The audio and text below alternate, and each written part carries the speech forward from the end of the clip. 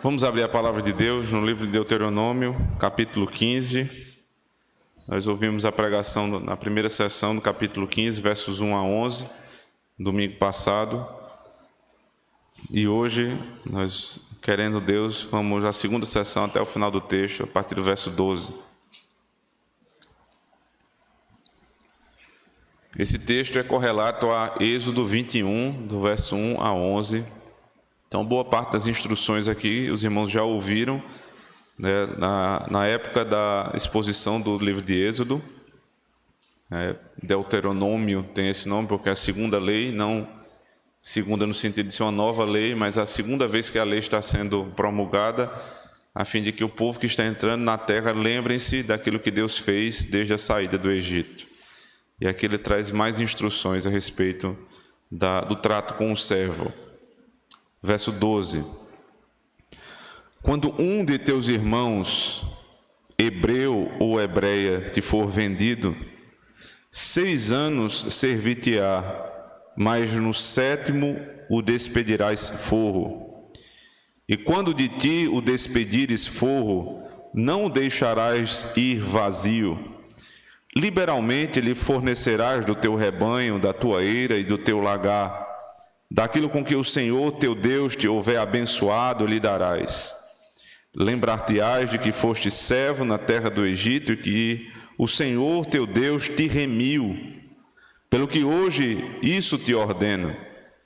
Se, porém, ele te disser, não sairei de ti, porquanto te ama, a ti e a tua casa, por estar bem contigo, então tomarás uma sovela e lhe furarás a orelha na porta, e será para sempre teu servo, e também assim farás a tua serva.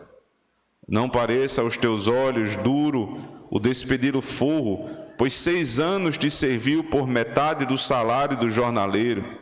Assim o Senhor teu Deus te abençoará em tudo o que fizeres. Todo primogênito que nascer do teu gado ou de tuas ovelhas, o macho, consagrarás ao Senhor teu Deus. Com o primogênito do teu gado não trabalharás, nem tosquearás o primogênito das tuas ovelhas. Comê-lo-ás perante o Senhor, tu e tua casa, de ano em ano, no lugar que o Senhor escolher. Porém, havendo nele algum defeito, se for coxo ou cego, ou tiver outro defeito grave, não o sacrificarás ao Senhor teu Deus.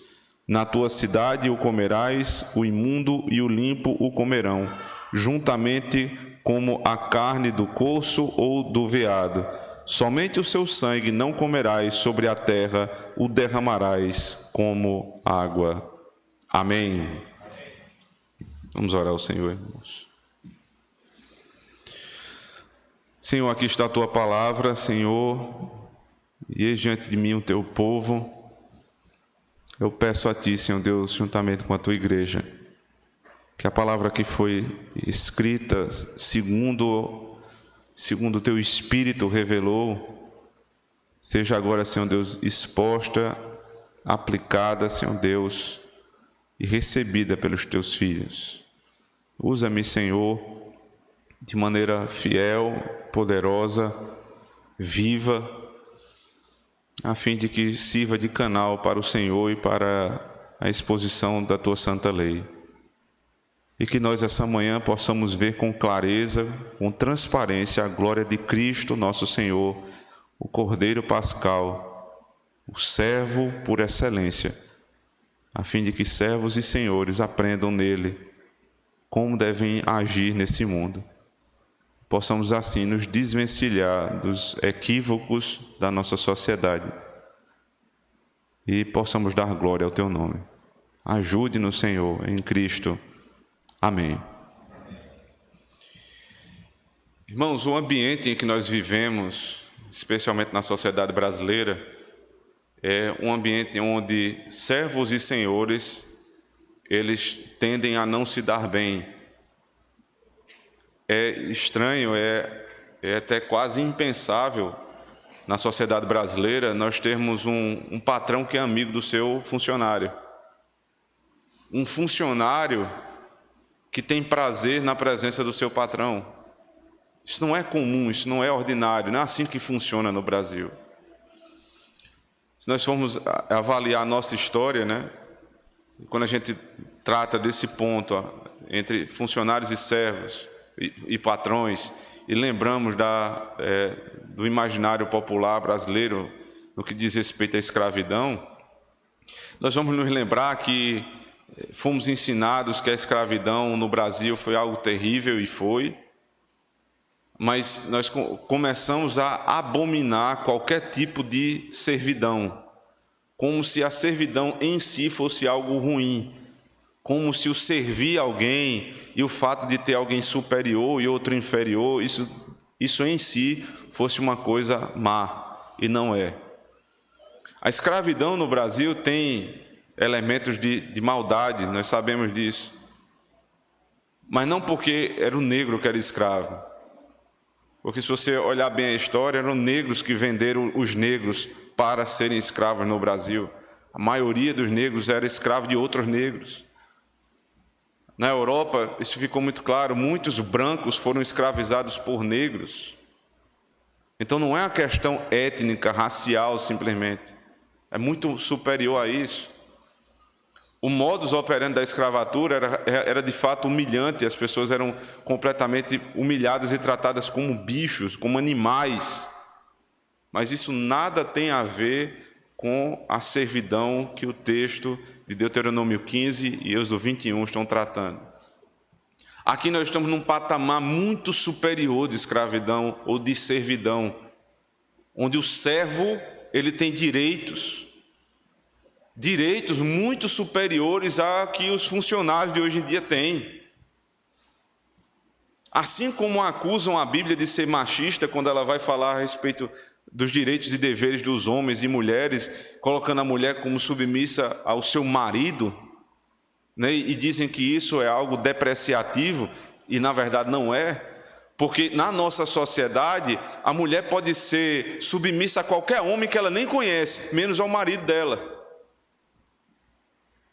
que tem amor por ela, que cuida dela, que se sacrifica por ela, mas ela vai ser serva do patrão dela, do homem que ela não sabe de onde saiu, nem quem é, que dentro dessa estrutura maligna, muitas vezes faz mal a ela, mas não pode ser serva do esposo dela, como a Bíblia ensina. Assim também a escravidão, a servidão, dos tempos bíblicos, ela é mal vista e fazendo confusão com a escravatura no contexto literário, histórico brasileiro, né, dentro de todos esses equívocos, fazendo assim uma confusão entre o que aconteceu no nosso país e a lei da Escritura. São coisas extremamente distintas. Primeiro, pelo fundamento da escravidão e da liberdade. Por que as pessoas se tornaram escravas aqui? O que é que aconteceu para alguém chegar à escravidão? Não é porque era preto, não é porque era branco. Não foi por conta disso. Foi para respeitar um mandamento do Senhor. O 8º mandamento que diz, não furtarás. Porque à medida que o 8º mandamento diz, eu não devo furtar, ele está resguardando a minha propriedade. Então, se o sujeito se insurge contra a minha propriedade, ele precisa pagar. Se ele me deve, ele vai pagar. Aqui mais um equívoco, né, do pensamento moderno, que parte da dívida para a misericórdia, sem fazer relação com o pagamento da dívida. Porque quando a Bíblia vai definir, lá em Êxodo 21, a gente vai ler daqui a pouco, quais são os casos pelos quais você se torna escravo, ele vai dizer que você vai pagar a dívida. Então não é o que deve não paga e fica tudo, deixa para lá, prescreve. Não, o que deve tem que pagar. Agora, quando ele paga, ele precisa ser liberto, ele não pode viver na escravidão. Porque ele pagou a dívida. Agora, se ele está devendo, ele tem que pagar, porque senão nós estamos descumprindo o 8º mandamento, não furtarás. Quais são os casos, então, pelos quais alguém se torna escravo de acordo com a Escritura. Volta comigo lá para Êxodo 21. Como eu falei, esse é o texto correlato a Deuteronômio 15, do verso 12 até o final do texto. Êxodo 21, verso 1 a 11. São estes os estatutos que lhes proporais. Se comprares um escravo hebreu, 6 anos servirá, mas ao 7º sairá forro de graça. Se entrou solteiro, sozinho sairá. Se era homem casado, com ele sairá sua mulher. Se o Senhor lhe der mulher e ela der à luz filhos e filhas, a mulher e seus filhos serão do seu senhor e ele sairá sozinho. Porém, se o escravo expressamente disser: eu amo meu senhor, minha mulher, meus filhos, não quero sair forro, então o seu senhor o levará aos juízes e o fará chegar à porta ou ombreira, e o seu senhor lhe furará a orelha com uma sovela, e ele o servirá para sempre. Se um homem vender sua filha para ser escrava, esta não lhe sairá como saem os escravos. Se não agradar o seu senhor, que se comprometeu a desposá-la, ele terá de permitir-lhe o resgate. Não poderá vendê-la a um povo estranho, pois será isso deslealdade para com ela. Mas se a casar com seu filho, trata-la como se tratam as filhas. Se ele der o filho a outra mulher, não diminuirá o mantimento da primeira, nem os seus vestidos, nem os seus direitos conjugais. Se não lhe fizer estas 3 coisas, ela sairá sem retribuição nem pagamento em dinheiro. Então, por que alguém vai se tornar escravo? Se for vendido de hebreu para hebreu. Por que ele foi vendido? Porque ele tinha uma conta, ele não pagou. Então, se ele não pagou, ele vai pagar. Se ele não tem como pagar com os seus bens uma dívida que ele contraiu, então ele vai pagar com a sua própria vida, com o seu serviço.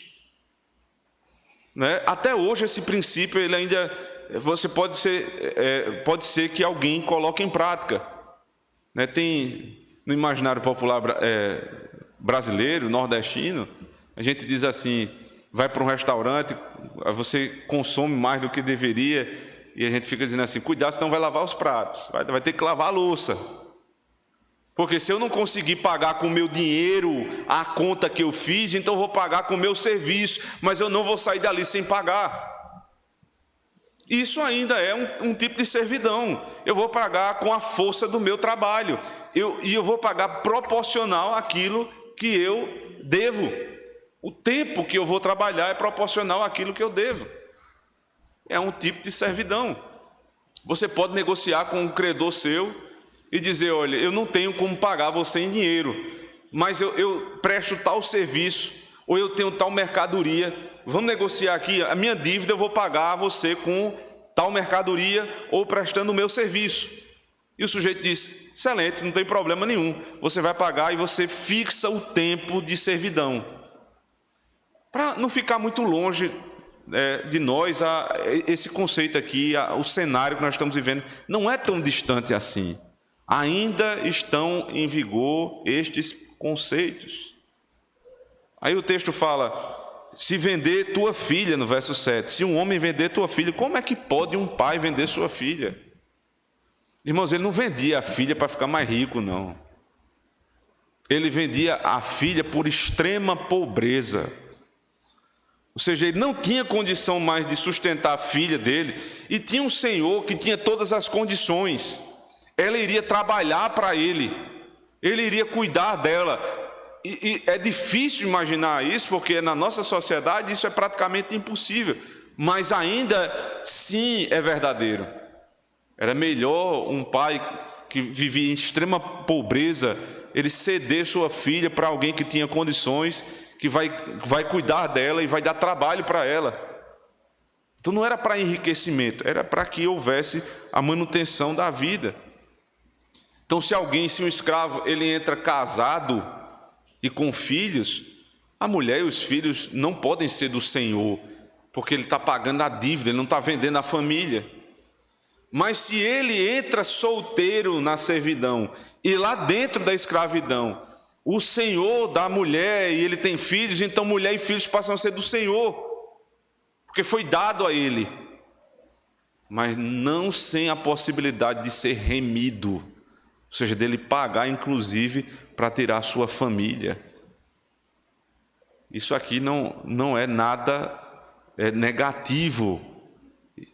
Todas essas leis, irmão, nós devemos olhar com o maior cuidado e olhar como elas são motivos de grande bênção para uma sociedade.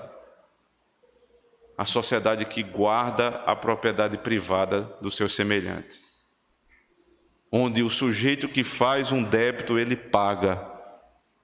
Se ele não pode pagar como foi primeiramente acordado, as duas partes se sentam e eles vão resolver. Ele paga com serviço, ele paga com mercadoria, ele bota a família dele para trabalhar, mas a dívida é paga, porque o nome disso é justiça. A justiça social não se faz colocando, né, o patrão como servo. Quem carrega um CNPJ no nosso país sabe o que é isso. Você é muito mais funcionário do seu funcionário do que patrão do seu funcionário. Porque os encargos são tamanhos e os direitos, eles se avolumam de uma forma que ninguém paga nada, a não ser o patrão ao seu servo. E muitas vezes o servo ainda se sente ludibriado, insatisfeito, porque ele não tem poder aquisitivo de compra.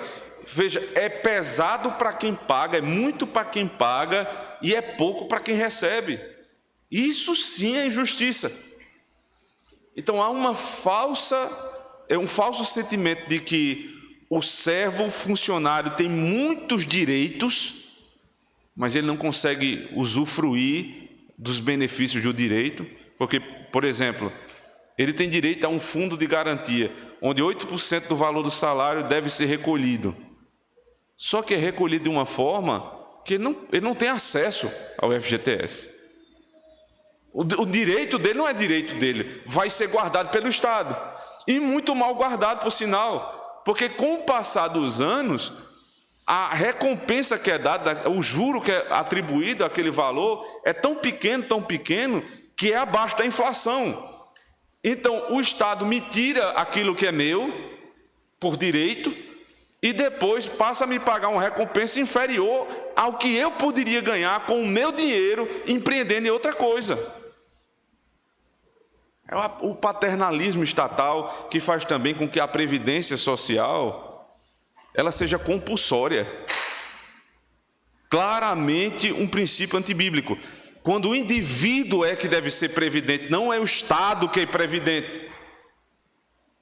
Não pode ser um governante, um burocrata que vai dizer como eu devo guardar meu dinheiro e como eu devo me precaver para o dia da angústia. Não é ele que vai fazer isso, mas ele tira parte do meu salário, ele tira parte da renda do empregador e guarda num fundo.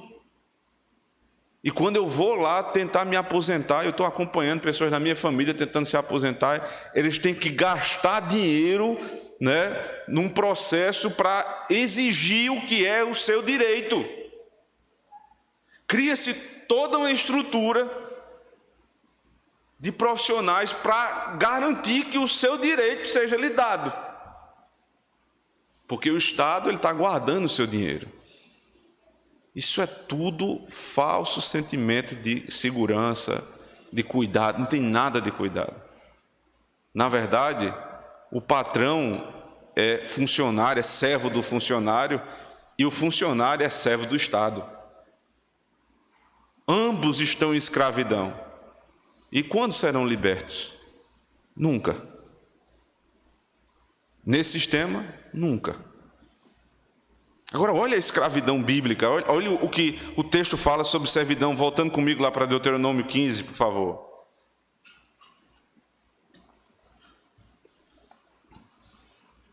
Verso 12. Quando um de teus irmãos, hebreu ou hebreia, te for vendido, 6 anos servir-te-á. Você não vai servir o resto da vida.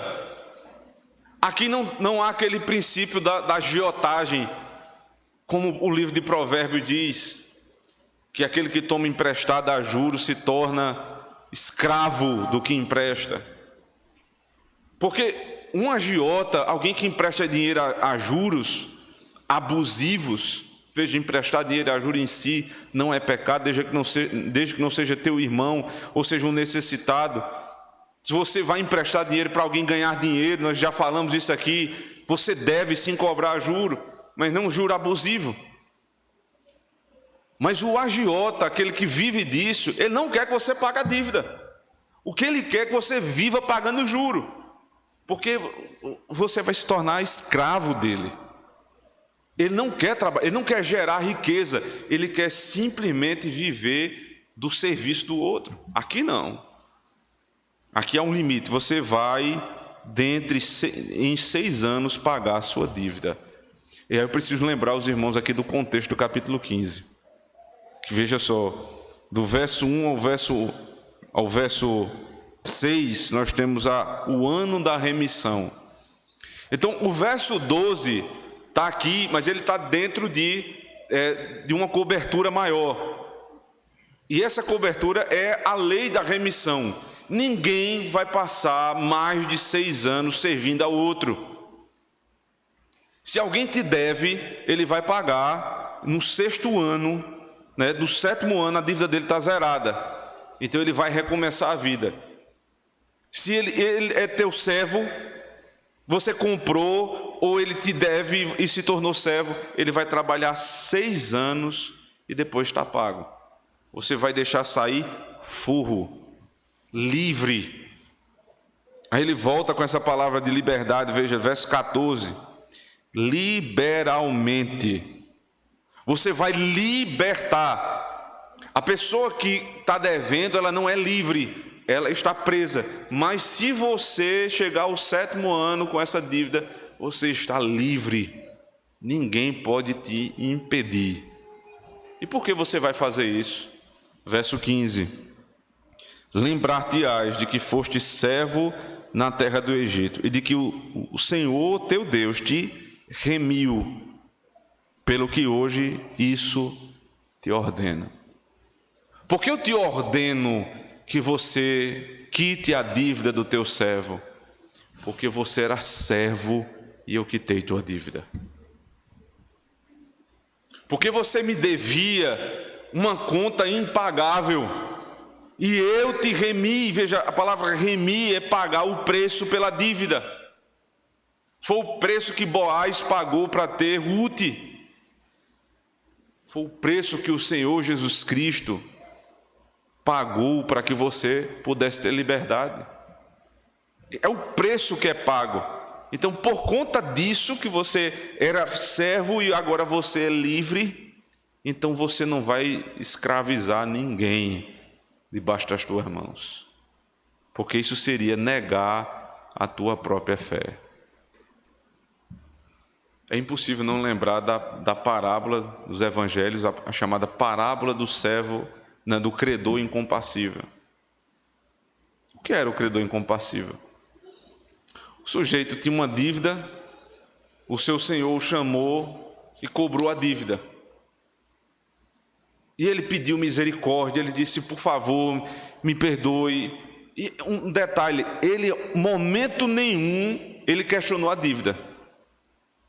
Ele não disse, não, eu não devo. Ele disse, não, eu devo, eu preciso pagar, mas eu não tenho condição de pagar agora. Então aquele senhor disse, libertou ele e disse, não, sua conta está zerada, você não precisa pagar mais nada. Aí aquele mesmo sujeito que foi despedido forro, ou seja, livre, ele se encontra com um credor. E é óbvio que a dívida desse homem era muito menor, porque se fosse uma dívida parecida, ele teria ido lá, recebido desse homem e pago ao seu senhor. Mas não foi isso que aconteceu. A dívida era menor. E o homem pediu misericórdia como ele pediu ao seu senhor. E ele disse, não, você vai preso. Então aquele primeiro senhor chamou esse homem e disse, agora eu farei contigo pior do que tu fizeste a ele, porque eu te libertei, eu quitei tua dívida para que você pudesse agir liberalmente com teu semelhante.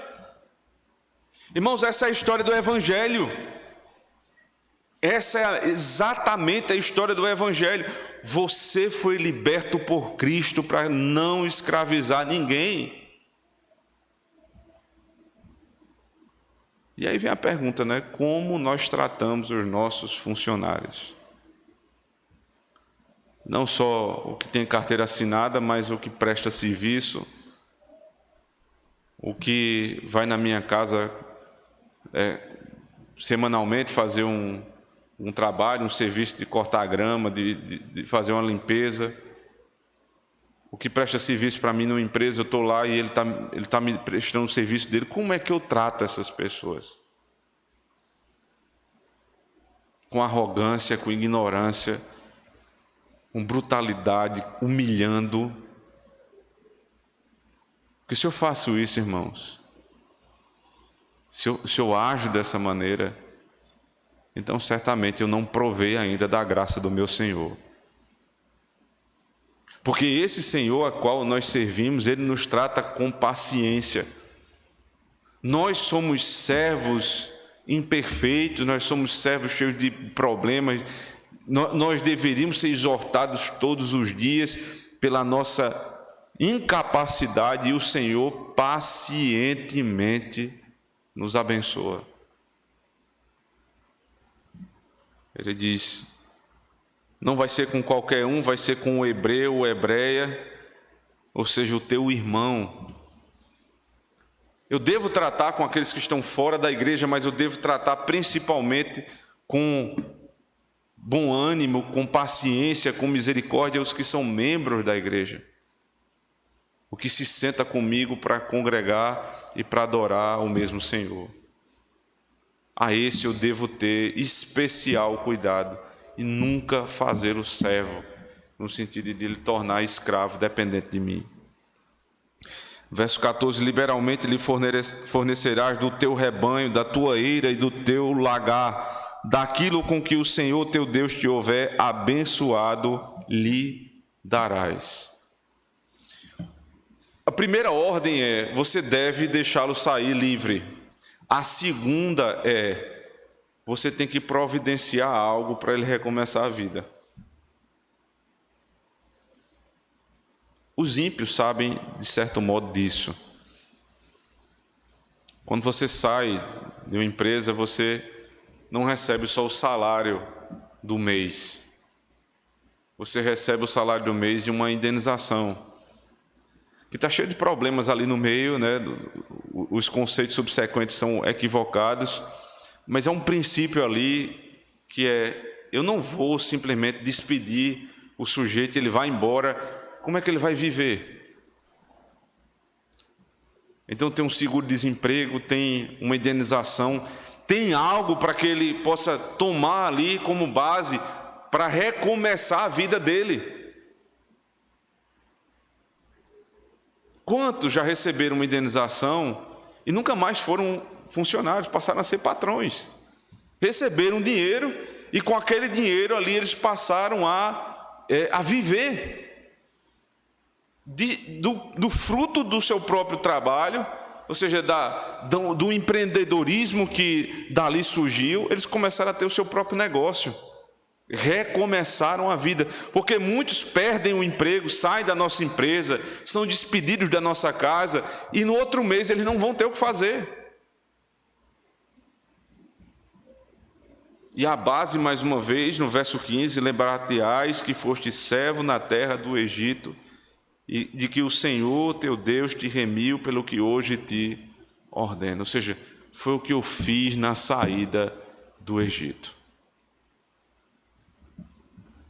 Êxodo 12, lá no finalzinho de Êxodo 12, abra comigo.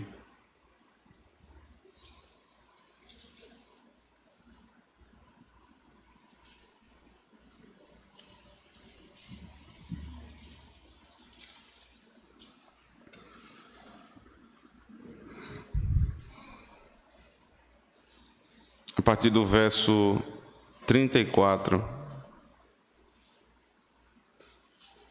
O povo tomou a sua massa antes que levedasse as suas amassadeiras atadas em trouxas com seus vestidos sobre os ombros. Fizeram, pois, os filhos de Israel conforme a palavra de Moisés e pediram aos egípcios objetos de prata e objetos de ouro e roupas.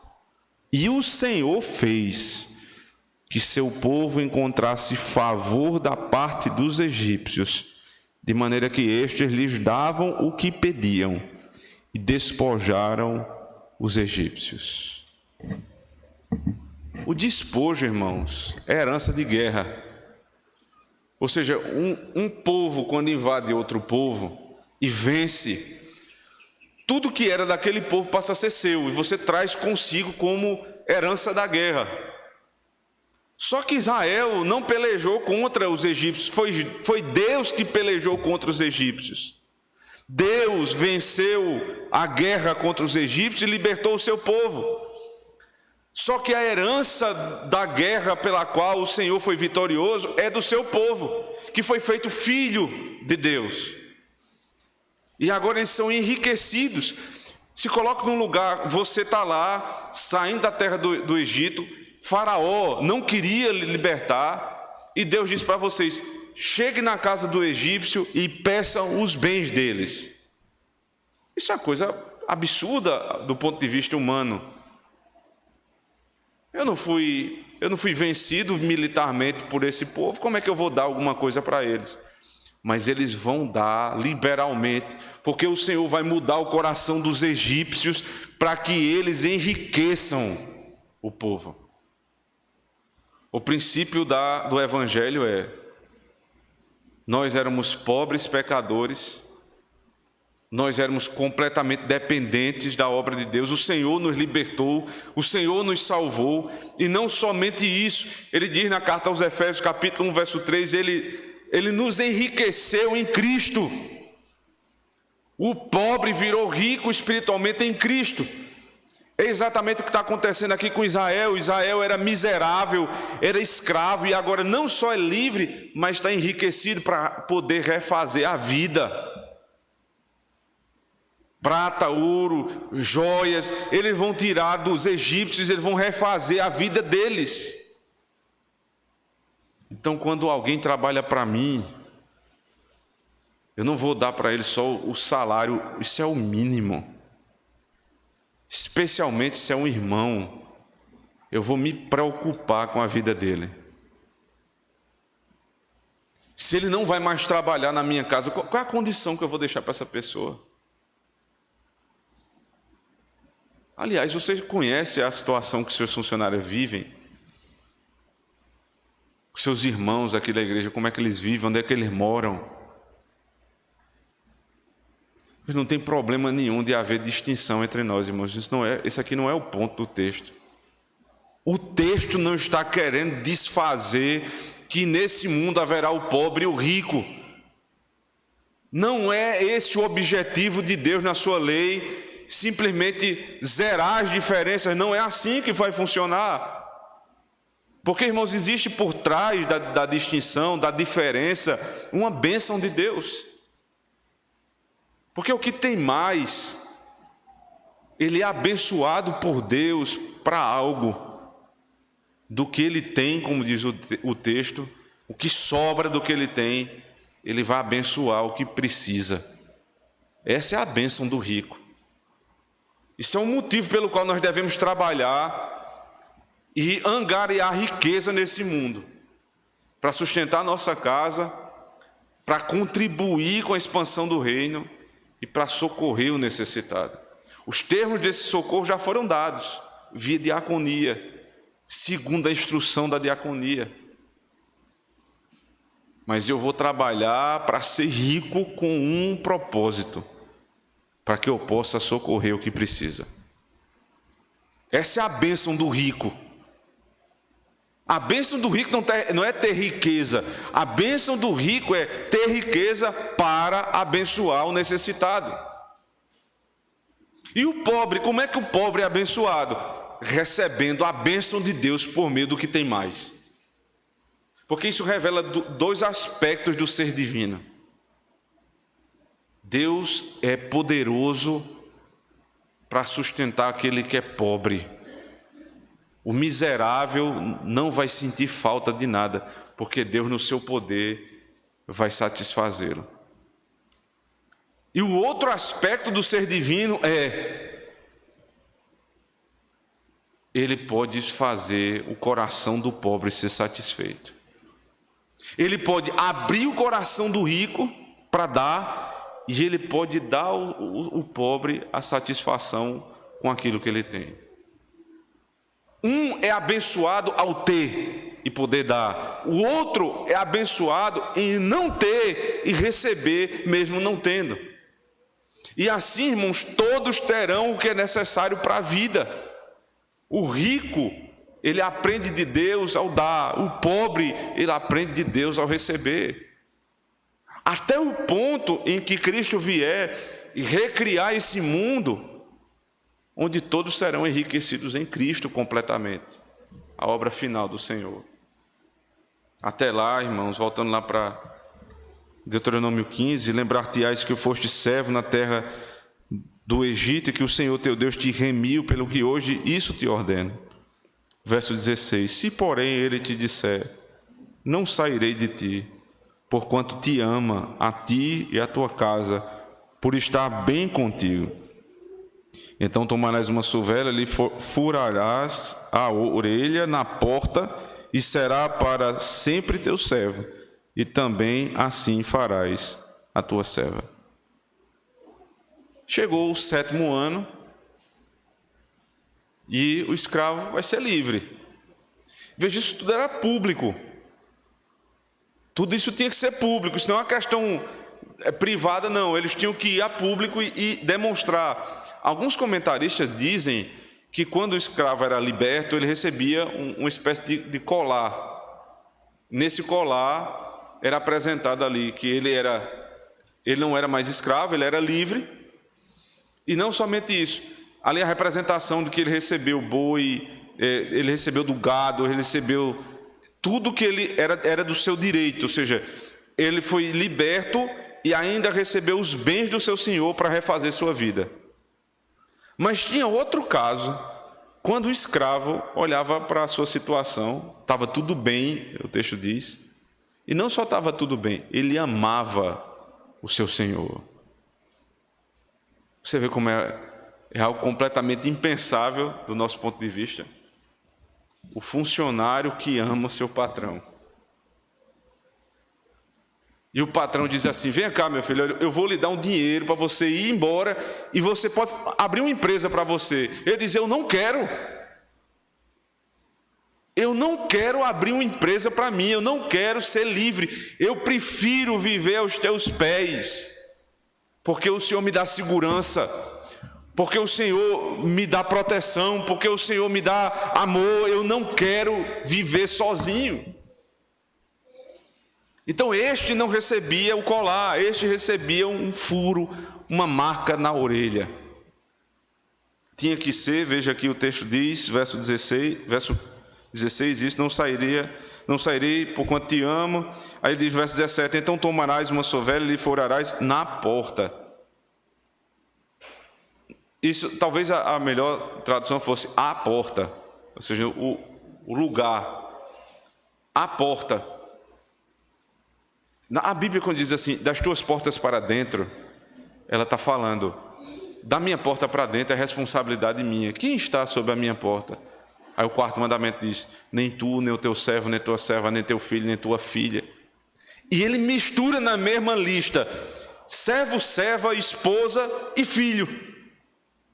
Porque da porta para dentro, a responsabilidade que eu tenho com minha esposa, com meu filho, com minha filha, é a mesma.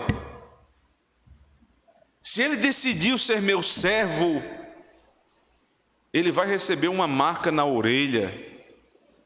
E essa marca na orelha vai torná-lo parte da minha família. Ele não vai ser mais tratado como servo, ele agora vai ser tratado como filho. Quando nós fomos libertos em Cristo, irmãos, não fomos libertos para fazer o que nós queremos. Se amamos o nosso Senhor, a nossa liberdade é para fazer a vontade dEle para sempre. A palavra aqui, né? Evet olam, ou seja, servo para sempre. Olã não é até o final da vida, simplesmente não. E você serve eternamente. Nós vamos servir a Deus eternamente. Para isso Ele nos libertou. Por isso que não faz sentido nenhum quando os ímpios chegam para nós e dizem: vocês dizem que são servos, que são livres, mas vocês têm uma lei para servir. Ora, mas quem é escravo aqui? Eles são escravos do dinheiro, eles são escravos dos prazeres, eles são escravos da avareza, eles são escravos da reputação, eles são escravos do que o outro pensa. Então eles são escravos de tudo. E vem para um crente dizer: por que vocês acham que são livres se vocês estão debaixo de lei? Nós estamos debaixo da lei da graça, a graciosa lei do Senhor que nos libertou para a sua vontade. Para isso nós somos libertos, para a sua vontade. E ninguém aqui foi obrigado. Você não recebeu um furo na orelha. Você recebeu água sobre a sua cabeça. Quando você foi batizado, você fez profissão de fé, você já é adulto. Você primeiro confessou a sua fé e disse: a partir de hoje eu não quero mais servir o mundo, eu quero servir a Deus, e eu vou fazer isso até o final da minha vida e na vida eterna. Você se tornou escravo de orelha furada. Ninguém te obriga a vir para a igreja no domingo. Você vem porque você quer. Você serve a Deus porque você quer. Você é membro dessa igreja porque você quer. Agora, quando você é essas coisas, você passa a ter direitos e deveres, como em qualquer lugar. Você passa a ter o direito de receber o cuidado pastoral, você passa a ter o direito de receber visita pastoral, de ter a comunhão dos santos, de sentar à mesa, como faremos hoje à noite. São muitos direitos. Mas você passa a ter também deveres. Sustentar a casa de Deus, contribuir com o povo de Deus. Você é membro da igreja, se teu nome está arrolado na igreja, se você é escravo de orelha furada, você tem obrigações também com a casa de Deus. Manter a honra da igreja, se submeter àquilo que prescreve a lei de Deus e é instruído pelo pastor e pelos demais presbíteros. São obrigações, irmãos. Obrigação com o teu semelhante. Você não pode deixar alguém do teu lado passar dificuldade a ponto de não ter o mínimo. Obrigações daqueles que servem a Deus. O escravo de orelha furada. Abra comigo o Salmo 40, por favor. Por que a orelha, né? Porque esse sinal é na orelha.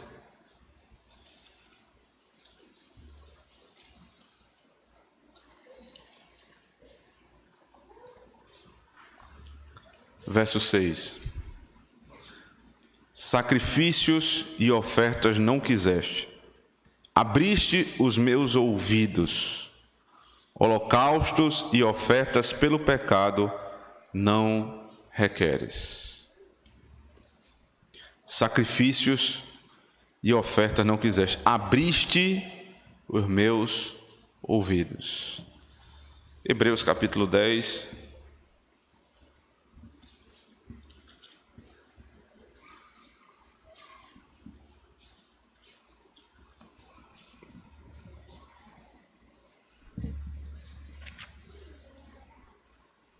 Verso 1. Ora, visto que a lei tem sombra dos bens vindouros, não imagem real das coisas, nunca jamais pode tornar perfeitos os ofertantes, com os mesmos sacrifícios que ano após ano perpetuamente eles oferecem.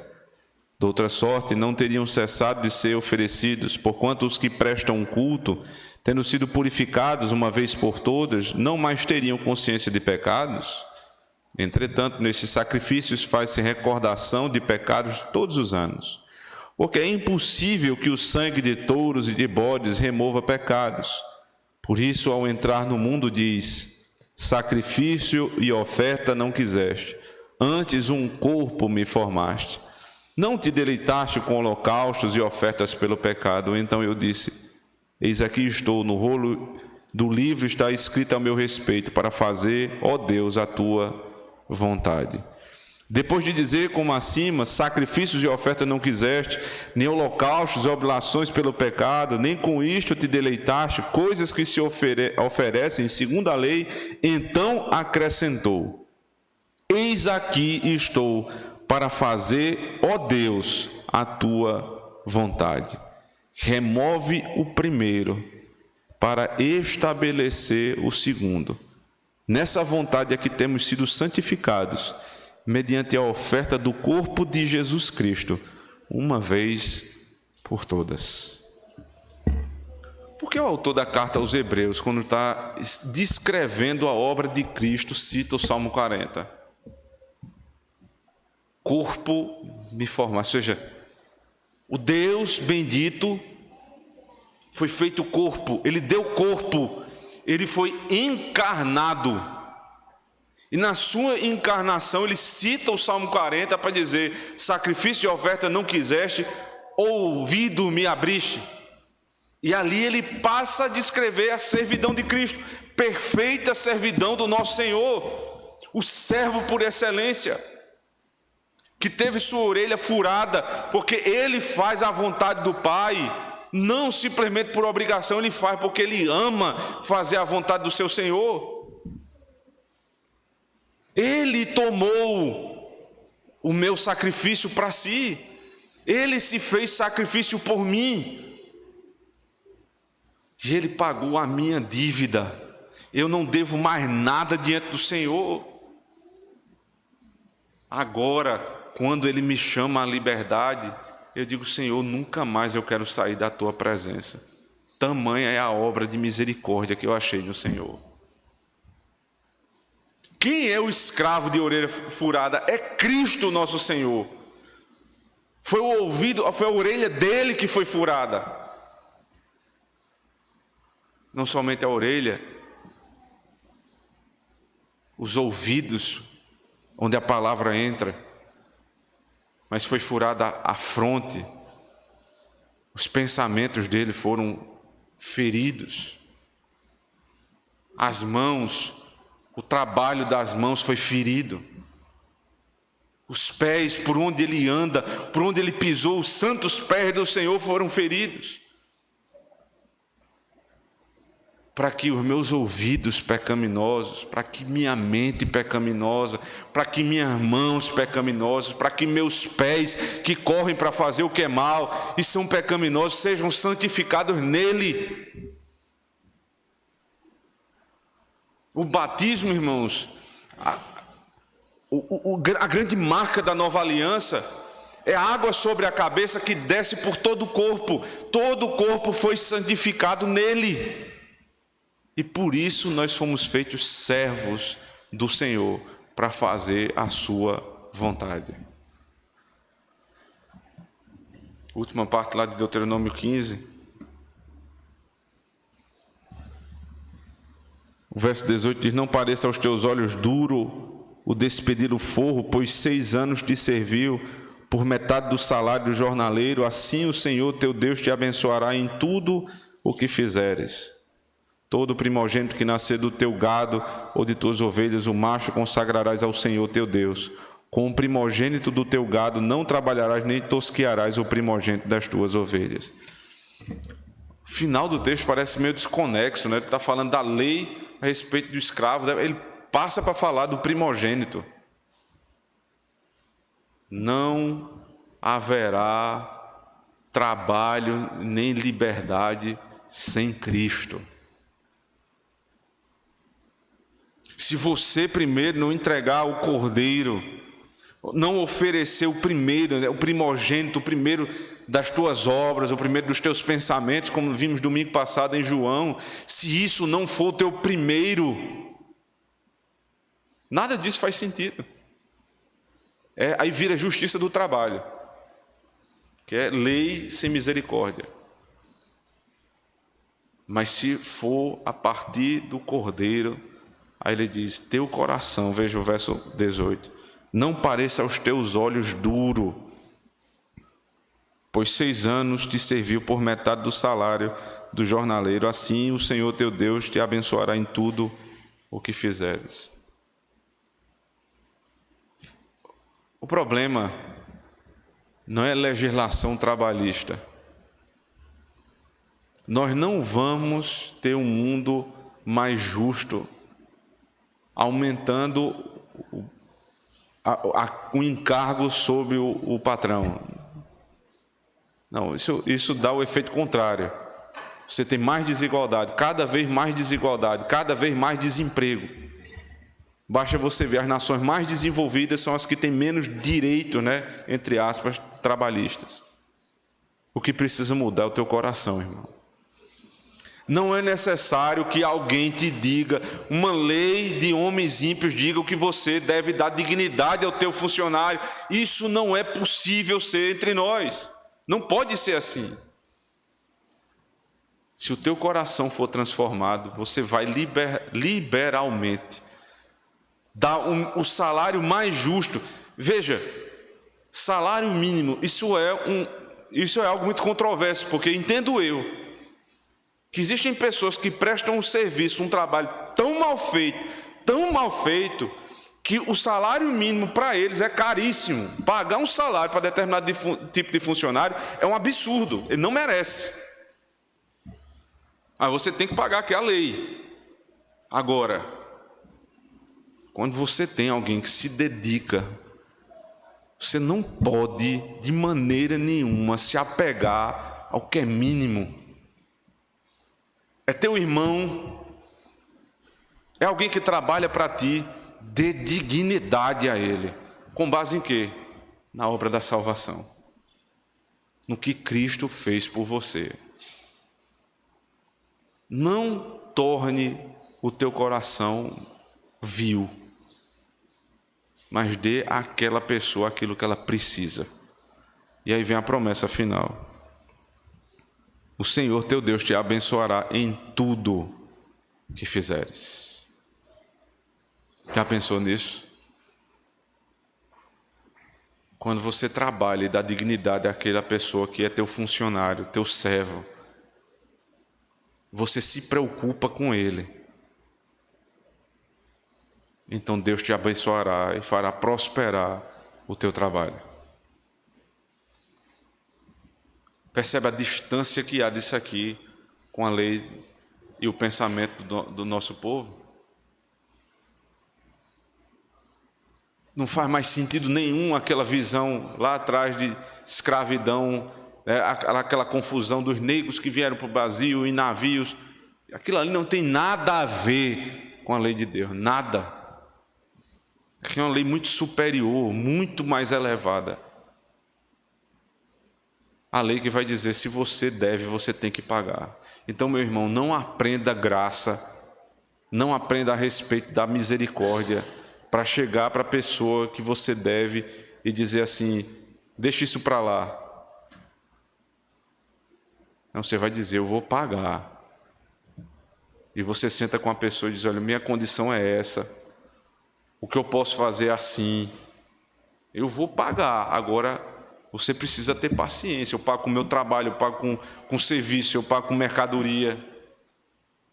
Se esse tipo de pensamento ele tomar conta aqui do meio da igreja, irmãos, já é muita coisa.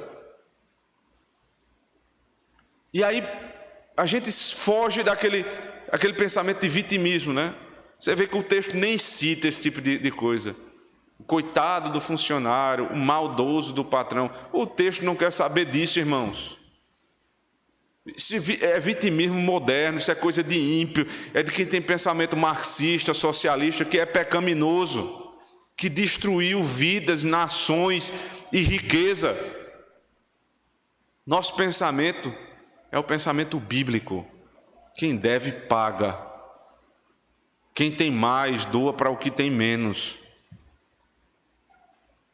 E o que está numa posição superior tem misericórdia do seu inferior. Isso vai mudar a tua relação com o teu funcionário. Isso vai mudar a tua relação com o teu patrão. Quem sabe se um dia, irmãos, eu não sei se você teve essa oportunidade, eu já tive. Eu tive um patrão ímpio, que eu posso considerar ele dentro de um certo padrão de distanciamento, mas alguém que é amigo. Ele foi meu patrão, depois foi patrão da minha esposa. Ele sabia da nossa vida, ele acompanhava a nossa vida, ele sabia das dificuldades da nossa casa e ajudou quando foi necessário. Até hoje nós mantemos uma excelente relação com ele. Sabe qual é a diferença? Ele nunca teve a oportunidade de ouvir isso aqui, a não ser nas nossas conversas, mas ele nunca teve a oportunidade de ouvir isso aqui, como você tem todo domingo, e age dessa forma. Então seria uma vergonha completa, irmão, se nós que ouvimos e cremos, se nós não agirmos assim também. Que o Senhor nos ajude, irmãos. Amém. Vamos orar ao Senhor. Senhor bendito, graças damos a Ti pelo privilégio do Teu povo de ouvir uma santa lei como essa, que nos leva a meditar no Evangelho do Senhor Jesus Cristo. Nós que tínhamos uma dívida impagável, tivemos quitada diante do Senhor, o escravo de orelha furada. E agora, Senhor Deus, nós que fazemos parte da Tua família, fomos adotados, feitos filhos. Como diz o Novo Testamento, não vos trato simplesmente como servos, mas como amigos, como filhos, como alguém que é achegado à minha casa. Senhor, nos ajude, Senhor Deus, a pensar dessa forma e a agir dessa forma. Tenha misericórdia dos nossos pecados, Senhor. Nos dê a alegria de ver os princípios bíblicos, cada um deles, Senhor Deus, passando a ser praticados no nosso meio. É o que te pedimos em Cristo, nosso Senhor. Amém.